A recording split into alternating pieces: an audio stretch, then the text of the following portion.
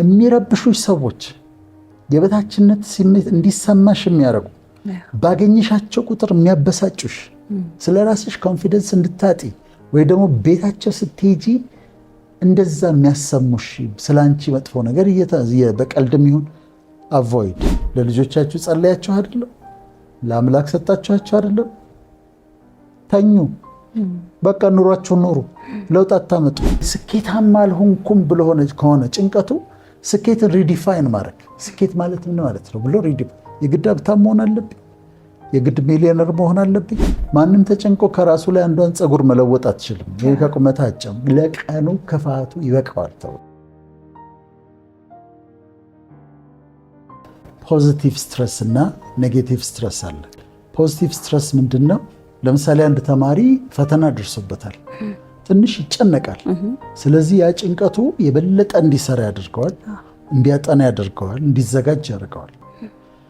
ለሰኞ አንድ ፔፐር ጽፈሽ አምጪ ብልሽ ያንን ፔፐር ለመጻፍ አእምሮሽ በጣም ይሰራል። ፈተና ሲደርስ ምን ሆነው፣ ዴድላይን ሲኖር ምን ሆነው፣ ወይ ደግሞ ድግስ ሲመጣ ሰርግ ሲመጣ ሊያሟሉ የሚሯሯጡት እሱኛው ጭንቀት፣ እሱኛው ስትረስ ጥሩ ስትረስ ይባላል፣ ፖዚቲቭ ስትረስ ይባላል። ያኛው ደግሞ የሚጎዳን አይነቱ ደግሞ ስትረስ፣ እሱ ደግሞ ጤናችንን የሚያውክ የሚረብሸን፣ እሱ ደግሞ ኔጌቲቭ ስትረስ ይባላል። ስለዚህ ጫና የሚባለው የሚመጣብን ጫና ፈተና ሲደርስ፣ ሰርግ ሲደርስ፣ አንድ ነገር ጽፈን መጨረስ ያለብን ያኛው ጫና ፖዚቲቭ ስትረስ ነው የሚባለው፣ ይጠቅማል። ግን ኔጌቲቭ አለ። ዛሬኛ ዓላማችን ተመልካቾቻችን ከጭንቀት እንዲወጡ ነው። ያለ ምክንያት የሚጨነቁ ሰዎች አሉ። ስለማይመጣ ነገር የሚጨነቁ ሰዎች አሉ። አይሆንም። ለምሳሌ እኔ አሁን ትቻለሁ። ልጆቼ ትምህርት ቤት ሲሄዱ በጣም ስለምወዳቸው የሆነ ስልክ ሲደወል የማላውቀው ቁጥር አነሳለሁ። የማነሳው ለምን መሰለሽ? ምናልባት ከትምህርት ቤት ከሆነስ ብዬ ነው። አንድ አስተማሪ ቢሆንስ የደወለው? ይኸው በዚህ ዓመት አንድ ቀን አልተደወለልኝም፣ አንድም ቀን። ስለዚህ ምን ማለት ነው? ቁጥሩ ይለያያል። 99%፣ አንዳንዶች 80-90% ያደርጉታል። የምንጨነቅበት ነገር አይሆንም። አሁን እናት ሆና ልጇን ትምህርት ቤት ልካ ልጄ እንዲሆናብኝ እረፍት ታጣለች። ከጓደኞቿ ጋር እየተጫወተች እየሳቀች ስለ ልጇ ታስባለች። ዓመቱን ግን ብታየው ዓመቱን ሙሉ አልተደወለላትም ከትምህርት ቤት፣ ምንም አልሆነችም። ልጇ አንድ ቀን ጉንፋን ይዟት ሊሆን ይችላል፣ አንድ ቀን ሆዷን አሟት ሊሆን ይችላል። ስለዚህ ስለማይመጡ ነገሮች ስለምንጨነቅ እሱን አውጥተን እንድንጥል ወይም እንድንቀንስ ነው የዛሬው ፕሮግራማችን ዓላማ። ስትረስን ወይም ጭንቀትን የሚያመጡ ነገሮች በህይወታችን የሚመጡ አንደኛው በየቀኑ የሚያጋጥሙን ነገሮች ኤቭሪዴ ሲቹዌሽንስ የሚባሉት ናቸው። ለምሳሌ እኔ አንድ ትልቅ ሰው ቀጠር ያለው ወይም ደግሞ አንድ ቦታ ንግግር ላደርግ ነው ተጋብዣለሁ። 3 ሰዓት ነው ንግግር ማድረግ ያለብኝ። ስወጣ ትራፊክ ጃሙ መኪናው መንገዱን ሞልቶታል። ለ3 ሰዓት ሩብ ጉዳይ ሆኗል። አሁን 3 ሰዓት ነው ንግግር የማደርገው። 3 ሰዓት እንደማልደርስ አውቃለሁ። በጣም ሲሪየስ ፕሮግራም ነው። በዛች ደቂቃ ውስጥ ምንድን ነው የሚሆነው? በጣም እጨነቃለሁ። አኪዩት ስትረስ ይባላል እና ይጨንቅሻል። አሁን ላረፍድ ነው ማለት ነው። ትላልቅ ሰዎች ተቀምጠው እየጠበቁኝ ነው። እንዴት ነው መሆነው? ይሄ ጭንቀት ነው። ከቤት ልወጣ ስል ቁልፉን አንድ ቦታ አስቀምጨዋለሁ። ከዛ የቱ ጋር እንዳስቀመጥኩት ጠፍቷል። ልጆች ቁልፉ የት ነው ያለው? የቱ ጋር ያስቀመጥከው? እዛ ጋር ኧረ ሊረፍድ ነው እባካችሁ፣ ትምህርት ቤት ደረሰ። ጠዋት ልጄን ትምህርት ቤት አደርሳለሁ፣ ቁልፉ ጠፋ እያለን የምንጨነቀው ትናንሽ ማይነር ነገሮች ስትረስ የሚያመጡ ናቸው። ስለዚህ አንደኛው በየቀኑ የሚፈጠሩ ነገሮች ናቸው ማለት ነው። ሁለተኛው ከገንዘብ ጋር የተያዙ ስትረሶች ናቸው። ቤት ኪራይ ሲደርስ፣ መክፈል ሲያቀት፣ የድርጅት ሲኖራቸውና ለሰራተኞቻቸው የሚከፍሉት በጊዜው ገንዘብ ሳይመጣላቸው ሲቀር፣ የባንክ ዕዳ ሲኖርባቸው፣ የባንክ ዕዳው የሚከፈልበት ቀን ደርሶ ከባንክ ማኔጀሩ ሲደውል፣ ይህ አሁን ጫና ነው ያመጣል። የገንዘብ ፋይናንሻል ስትረስ ያመጣል። አንዳንድ ጊዜ ደግሞ ያልጠበቅሽው ከበጀትሽ ውጪ የሆነ ወጪ ሲመጣ፣ ለምሳሌ መኪና ይጋጫል፣ ያልጠበቅኩት ወጪ ነው። ስለዚህ ይሄ ስትረስ ፋይናንሽል ስትረስ አሁን ሀብታሞች ጋር የሌለ ይመስልሻል አይደል? እነሱ ደግሞ በእነሱ ደረጃ አለ ማለት የባንክ ዕዳ አለ። አንዲት ሴትን ስለ ባንክ ዕዳ ሳወራት እንዲህ ስራ ላይ ያለች አይሆንም እኮ አለችኝ። ያለ ባንክ ገንዘብ አይሆንም አለች። ስለዚህ ሀብታም አብዛኛው የግድ አለበት አለች።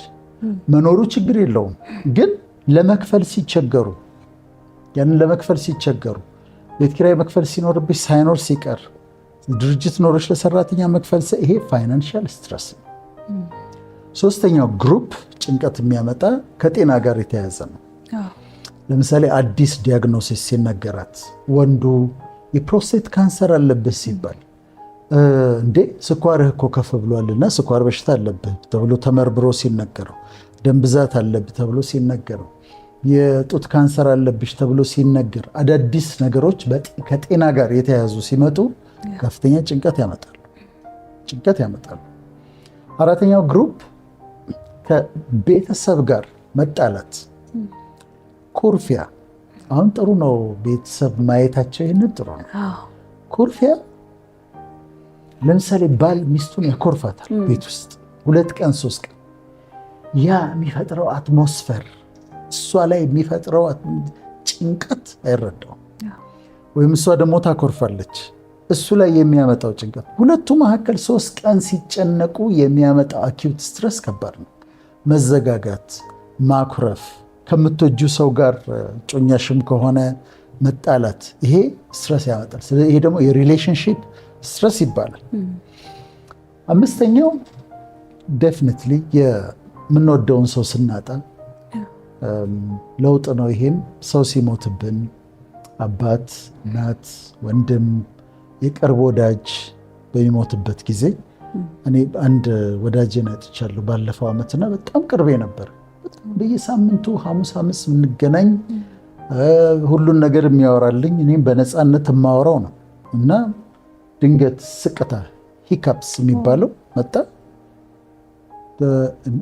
ክሊኒክ እንዲታከማድ ሆስፒታል ገባ፣ ተኛ። በ4 ቀን ህይወት ጋውን እና የለም ማለት ነው ላለሁ ሙሉጌታ ነው ስሙና በቃ የለም ማለት ነው ላለሁ እና ይሄ አክሴፕት እስክታረጊው ድረስ ዲናያል ውስጥ ሆነሽ ሾክ ውስጥ ሆነሽ ሰው ስታጪ የሚመጣው ደግሞ ጭንቀት አለ።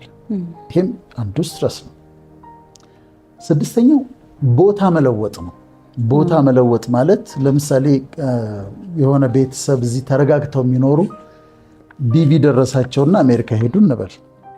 አሜሪካ ሄዱ፣ አዲስ ኤንቫይሮንመንት ነው፣ ቋንቋው ሌላ ነው፣ ካልቸር ሾክ አለ፣ ሆም ሲክነስ አለ፣ ሀገርሽ ይናፍቅሻል። እና ይሄ አሁን አዲስ ቦታ መሄድ የሚያመጣው ስትረስ አለ። ለልጆች ትምህርት ቤት መቀያየር፣ አዲስ ትምህርት ቤት ከለመዱት ትምህርት ቤት ከለመዱት ጓደኞች አውጥተን አዲስ ትምህርት ቤት ስናስገባቸው ይሄ ስትረስ ያመጣል። ስለዚህ ቦታ መቀየር፣ ኢቭን ቤት መቀየር የ2 ቀን 3 ቀን ስትረስ አለው። ዕቃ ማስጫኑ፣ ከዛ ጋር ደግሞ ታወርዳለህ አታወርድም አለ ምን አለ፣ ይሄ ራሱ ስትረስ አለ። ስለዚህ ቦታ መቀየር፣ ትምህርት ቤት መቀየር እንዲሁ ጭንቀት ያመጣል። እሺ 7ኛው ትዳር ነው። ትዳር መመስረት፣ ሰርጉ የት ይደረግ፣ ምንድን ነው የምትለብሺው፣ እነማን ናቸው የሚጠሩት፣ ገንዘቡ ይበቃል ወይ፣ ምግቡ ይጣፍጣል ወይ፣ ሙዚቀኞቹ ይመጣሉ ወይ፣ ሃኒሙን የት ነው የምንሄደው። ከዛ ደግሞ አብሮ መኖር ሲጀመር ደግሞ የተለመደው ብቻሽን እንደፈለግሽ የምትኖሪው ነገሩ ሲለወጥና አንድ ቤት ውስጥ ሁለቱ መኖር ሲጀምሩ፣ በጮኝነት ቆይተዋል፣ አሁን ግን አንድ ቤት ውስጥ መኖር ሲጀምሩ ስትረስ አለው። ይሄ የታወቀ ነው። 8ኛው የሚገርምሽ አዲስ ልጅ ሲወለድ፣ እነዚህ ግን ስትረስ ጫና የሚያመጡ ናቸው። አዲስ ልጅ ሲወለድ ገና አዲስ ነው፣ እንደዚህ ትይዣለሽ፣ አንገቱ በጣም ስስ ነው፣ ትፈሪያለሽ። ስታቅፊ ጡት ስታጠባ ትፈራለች። ከዛ ደግሞ ተኝቶ እየነቃ ታየዋለች። ትንፋሽ ያቋረጠ ይመስላታል አይደለም? ይሄ ስትረስ ነው። እንደፈለገ ሲተኛ የነበረ ባል አሁን ሌሊት ድምፅ እየሰማ ለቅሶ እየሰማ መነሳት አለበት፣ እንቅልፍ ማጣት አለበት። ጥሩ ነገር ነው የመጣው እኮ ትልቅ በትዳሩም ልጁም፣ ግን ጫና ግን ያመጣል። አያያዙን ካላወቅንበት ማለት ነው። 9ኛው ዲቮርስ ነው፣ ፍቺ ነው። ከባድ ነው፣ መለያየት ከባድ ነው። ከዛ ንብረት መከፋፈል፣ ልጆቹ አንቺ ጋ ይሆኑ እኔ ጋ ይሆኑ ማለት፣ ጓደኞች በዚህ ጋ ታረቁ አትታረቁ፣ ሽማግሌ መጣ። ይሄ ደግሞ ራሱን የቻለ የሚያመጣው ጭንቀት አለ። 10ኛው የመጨረሻው ከአጠቃላይ ኑሮ ጋር የተያዙ ናቸው። ጡረታ መውጣት። እነዚህ አሁን የተጠኑ ናቸው። መነግርሽ አሁን እነዚህ ነጥቦች የተጠኑ ናቸው። ጡረታ ሲወጣ በጉጉት ሲጠብቀው የነበረ ይሆናል። አቤት ጊዜ አግኝቼ ከጓደኞቼ ጋር ማኪያቶ ጠጥቼ እንደፈለግኩ ተኝቼ ሊል ይችላል። ልክ ጡረታ የወጣ ቀን አንድ ቀን ጓደኞቹን አገኘ፣ ማኪያቶ ጠጣ። 1-2 ቀን እንቅልፍ ወሰደው። ከዛ ግራ ይገባዋል። መስሪያ ቤት ይናፍቃል፣ አዋዋል ይሰለቻል፣ ማኪያቶም ይሰለቻል። ከዛ ይሄም ደግሞ ስትረስ ያመጣል። እነዚህ ከህይወት ጋር አጠቃላይ ጋር የተያያዙ ስትረስ የሚያመጡ ነገሮች ናቸው። 4 ኤዎች የሚባሉ አሉ። 4 ኤዎች።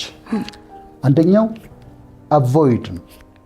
አቮይድ ማለት ጭንቀት ሊያመጡብሽ የሚችሉ ነገሮችን ልታስወግጃቸው የምትያቸው ከሆነ ታስወግጃቸዋለሽ።